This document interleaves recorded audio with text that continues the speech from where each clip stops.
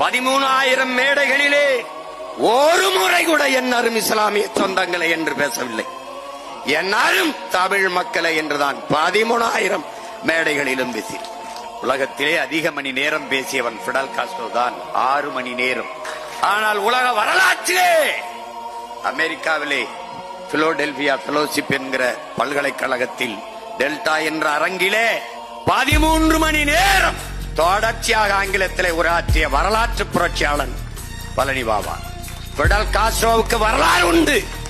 நீங்கள் அறிந்து கொள்கிறீர்கள் 6 மணி நேரம் தொடர்ச்சியாக பேசினான் என்று. எங்களுக்கும் ஒரு வரலாறு வரும். அது எங்கள் உயிரண்ணன் பழனி பாபா 13 மணி நேரங்கள் தொடர்ச்சியாக உரையாற்றினான் என்ற பதிவு வரும். எழுதி வைங்கள் என்ன சொந்தங்களே, ஒரு நாள் இந்த பிள்ளைகளுக்கு அதிகாரம் வரும். பழனி பாபா என்கிறவனுடைய நினைவு இடம் போற்றத்தக்க புனித இடமாக மாறும்.